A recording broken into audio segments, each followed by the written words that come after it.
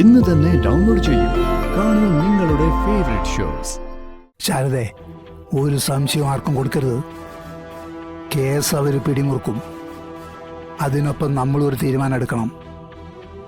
നമ്മൾ പിടികൊടുക്കില്ല എന്ന്.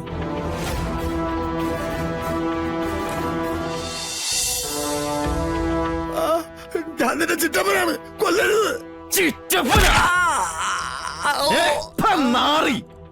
നാണമില്ലടാ നിനക്ക് വാക്ക് പറയാൻ.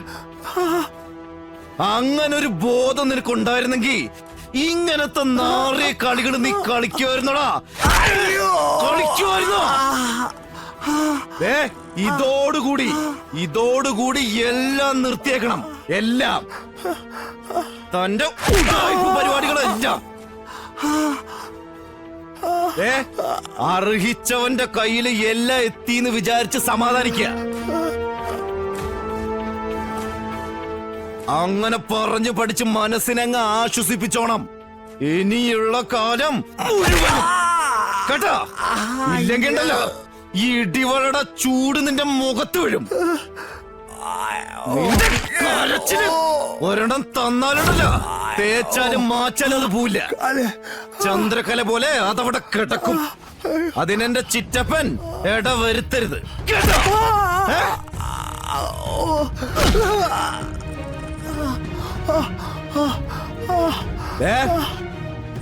ഇപ്പൊ നിന്നെ വെറുതെ വിടുന്നത് എന്റെ ദയല്ല, എന്റെ അച്ഛന്റെ ദയ. എന്റെ അച്ഛന്റെ കൂടപ്പറപ്പായി പോയി ഒരു ഒറ്റ കാരണം കൊണ്ടാ ഞാൻ നിന്നെ വെറുതെ വിടുന്നേ.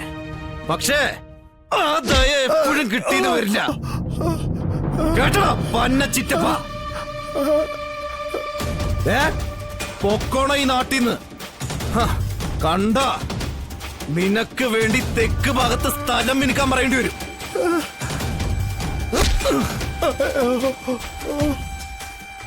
എന്തിനോന്നറിയടാ നിന്റെ പട്ടടക്ക്.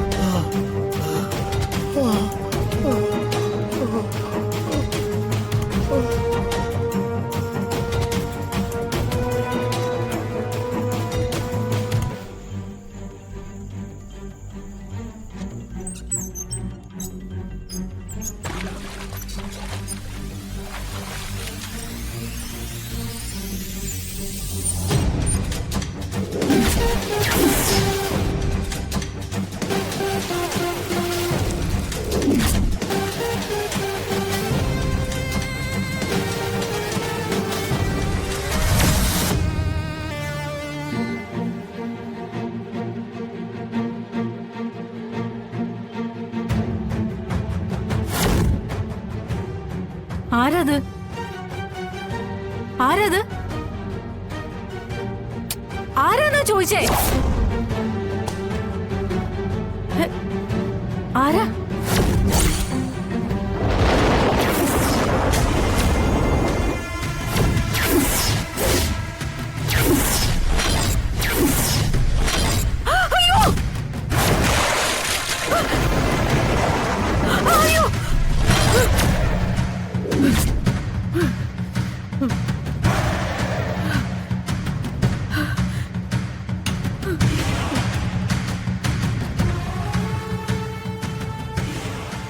ശാരദ, എന്താ? എന്തിനാ നീ നിലവിളിച്ചത്?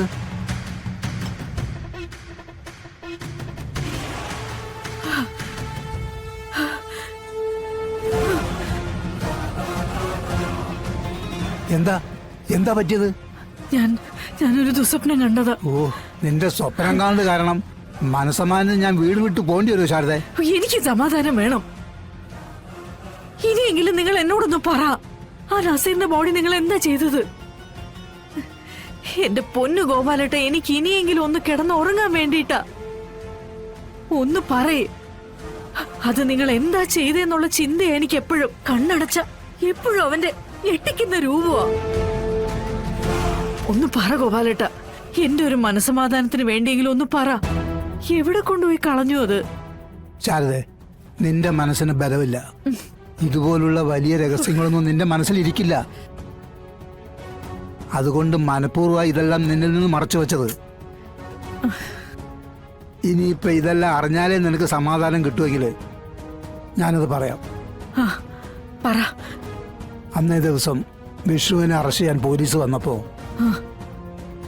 അനൂപിനെ അകത്ത് കയറി അവർ നോക്കുമെന്ന് ഭയന്ന് ഞാൻ നസീറിന്റെ എന്താമ്മേ എന്താ നിലവിളിച്ചത്? ആ, എന്തെങ്കിലും സ്വപ്നം കണ്ടോ? അത് അവളൊന്നും അറിയണ്ട. എന്താമ്മേ എന്താ പറ്റിയത്? അത് പിന്നെ മോളെ, ഞാൻ എന്തൊക്കെയാ ഇവിടെ നടക്കുന്നത്? പകല് മുഴുവൻ വീട്ടുമുറ്റത്തും വീട് നിറയെ പോലീസ്. രാത്രിയിലാണെങ്കിൽ പേടി കൊണ്ട് ആരും ഉറങ്ങുന്നുമില്ല. എന്താ ഈ പറയുന്ന നസീറിന് സംഭവിച്ചത്? പോലീസുകാരും ചോദിക്കുന്ന ഇത് തന്നെയല്ലേ? നസീർ ഇവിടെയാണ് അവസാനമായിട്ട് വന്നത്. പിന്നീട് ആരും അയാളെ കണ്ടിട്ടില്ലേ? നൂർജഹാനും ചോദിക്കുന്നുണ്ടായിരുന്നല്ലോ. അമ്മയ്ക്ക് എന്തെങ്കിലും അറിയോ?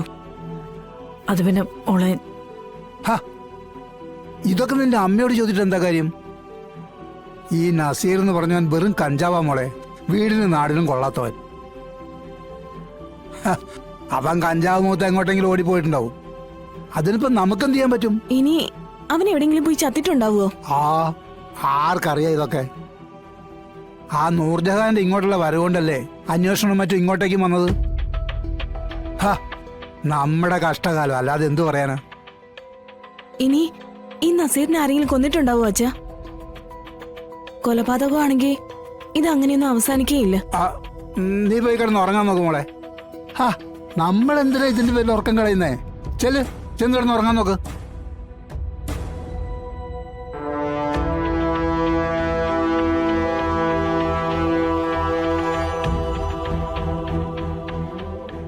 ശാരദേ, ഒരു സംശയം ആർക്കും കൊടുക്കരുത്. കേസ് അവർ പിടിമുറുക്കും. അതിനൊപ്പം നമ്മളൊരു തീരുമാനം എടുക്കണം. നമ്മൾ പിടികൊടുക്കില്ല എന്ന്.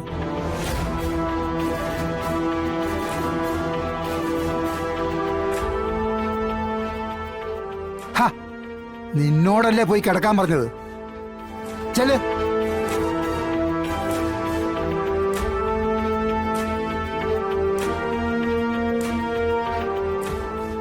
ശാരദേ, അവൾക്ക് എന്തൊക്കെയോ സംശയം തോന്നിയിട്ടുണ്ട്.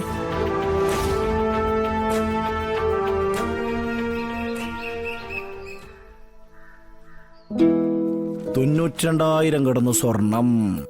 കൊടുത്തേ കൂടി കഴിഞ്ഞാൽ സ്വർണം മേടിക്കില്ലല്ലോ.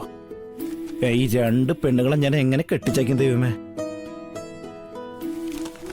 ആ, അച്ഛന്റെ മിഠായി കുട്ടികൾ വന്നാ. ശാലി പിള്ളേരെ ചായ കൊടുക്ക്. അവളുടെ ഉറക്കം, എനിക്കൊന്നൊരു ഉറക്കം മതിയില്ലേ? ആ, എഴുന്നേറ്റോ രണ്ടാളും?